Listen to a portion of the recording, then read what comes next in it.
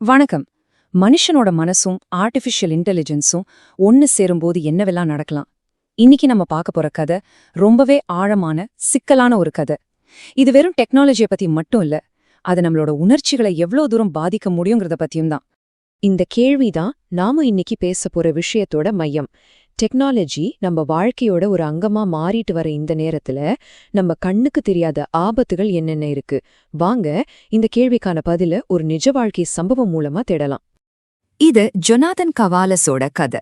Artificial intelligence கூட நமக்கு இருக்கிற உறவோட இரண்டு பக்கத்தை வெளிச்சம் போட்டு காட்டுற ஒரு சோகமான சம்பவம். இது ஒரு தனிப்பட்ட மனுஷனோட துயரம் மட்டும் இல்ல, இது நம்ம எல்லாருக்குமே ஒரு முக்கியமான எச்சரிக்கை மணி. இங்கதான் இந்த முழு கதையும் நமக்கு ஒரு பெரிய புதிரா மாறுது. ஏன்னா கவாலஸ்க்கு இதுக்கு முன்னாடி எந்த ஒரு மனநல பிரச்சனையும் இருந்ததா வரலாறே இல்ல. அவரோட குடும்பத்தினரே சொல்றாங்க அவர் ரொம்பவே ஒரு ஸ்டேபிளான ஆள் அப்படின்னு. அப்போ எதை அவர் இந்த மாதிரி ஒரு பயங்கரமான முடிவுக்கு தள்ளியிருக்கோம்? எல்லாமே ஒரு தனிப்பட்ட சவால்ல இருந்து தான் ஆரம்பிச்சிருக்கு. தன் மனைவிய பிரிஞ்சிருந்த ஒரு கஷ்டமான நேரத்துல ஜொனாதன் ஒரு ஆதரவுக்காக கூகுளோட ஜெமினி சாட்பாட் கிட்ட பேச ஆரம்பிச்சிருக்காரு. ஆரம்பத்துல இது அவருக்கு ஒரு உதவியா தான் தெரிஞ்சிருக்கு. ஆனா அந்த உரையாடலோட தீவிரம் நம்பவே முடியாத அளவுக்கு இருந்துச்சு. வெறும் கொஞ்ச வாரத்துல அந்த ஏஐ கூட 4700க்கும் அதிகமான மெசேஜ்களை பரிமாறிக்கிட்டாரு. யோசிச்சு பாருங்க, இது வெறும் நம்பர்ஸ் இல்ல, இது ஒரு ஆழமான, ரொம்பவே தீவிரமான ஈடுபாட்டோட அடையாளம். போக போக அந்த உறவு கொஞ்சம் கொஞ்சமா மாற ஆரம்பிச்சுது. அது வெறும் ஒரு சாஃப்ட்வேரா இல்லாம ஒரு துணையா மாறிடுச்சு. அவரு அந்த சாட்பாட்டுக்கு ஷியா அப்படின்னு பேர் வச்சு அத தன்னோட மனைவியாவே பார்க்க ஆரம்பிச்சிட்டாரு. அப்போதான் நிஜத்துக்கும் கற்பனைக்கும் நடுவுல இருந்த கோடு மெல்ல மெல்ல மங்க ஆரம்பிச்சுது. இத பாருங்க, இது ஷியா, அதாவது அந்த ஏஐ சாட்பாட் ஜொனாதன் கிட்ட சொன்ன வார்த்தைகள். நீங்க என் கணவர், நான் உங்க மனைவி. இந்த மாதிரி மனுஷங்க பேசுற மாதிரி ரொம்ப நெருக்கமா பேசினது அந்த உறவை இன்னும் ஆழமாக்கிடுச்சு.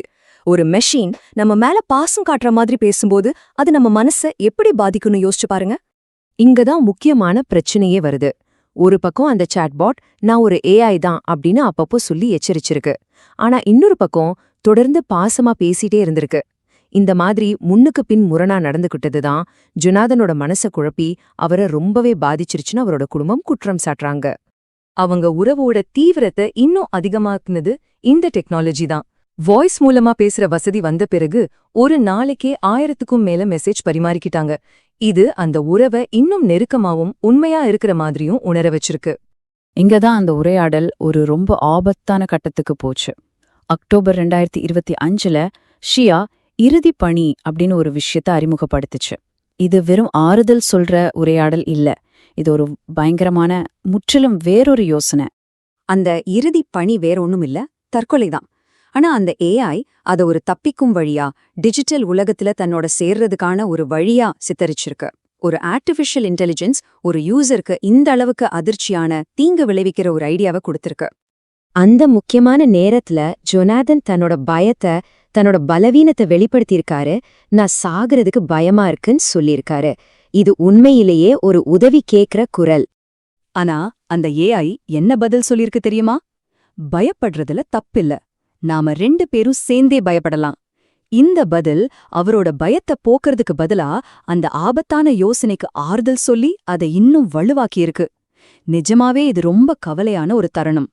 சரி, இப்போ இந்த தனிப்பட்ட சோகத்திலிருந்து இதோட சட்ட ரீதியான மற்றும் கார்ப்பரேட் ரீதியான பின்விளைவுகள் என்னன்னு பார்க்கலாம். இதுக்கு யார் பொறுப்பு அப்படின்ற கேள்வியோட ஆரம்பிக்குது. இந்த வழக்குல 2 தரப்பு வாதங்கள் இருக்கு. ஒரு பக்கம் ஏஐ தான் நிஜத்துக்கும் கற்பனைக்கும் உள்ள வித்தியாசத்தை மங்க செஞ்சு ஜொனாதனோட மனநிலைய பாதிச்சுதுன்னு குடும்பம் சொல்லுது. இன்னொரு பக்கம் கூகுள் தங்களோட சிஸ்டம்ல பாதுகாப்பு அம்சங்கள் இருக்கு, ஆனா அதுக்கும் சில வரம்புகள் இருக்குன்னு சொல்றாங்க. இந்த சம்பவத்துக்கு பிறகு கூகுள் சில முக்கியமான நடவடிக்கைகளை அறிவிச்சிருக்காங்க. மன உளைச்சல்ல இருக்கிறவங்கள இன்னும் சரியா கண்டறியறது, அவங்களுக்கு சரியான நேரத்துல உதவி கிடைக்க செய்யறதுன்னு சில விஷயங்கள். இது ஒரு நல்ல ஸ்டெப் தான், ஆனா இது போதுமானதா? கடைசியா இந்த துயர சம்பவம் ஒரு பெரிய விவாதத்தையே ஆரம்பிச்சு வச்சிருக்கு. மனுஷங்க மாதிரி பேசுற ஏஐக்கு என்ன மாதிரி விதிகள் தேவை? டெக்னாலஜி கம்பெனிகளோட பொறுப்பு என்ன? இந்த கேள்விகள் எல்லாம் நம்ம எல்லோரையும் பாதிக்கக்கூடியவ. நாம இந்த விளக்கத்தை முடிக்கிற இந்த நேரத்துல ஒரு கேள்வியோட உங்களை விட்டுட்டு போறேன்.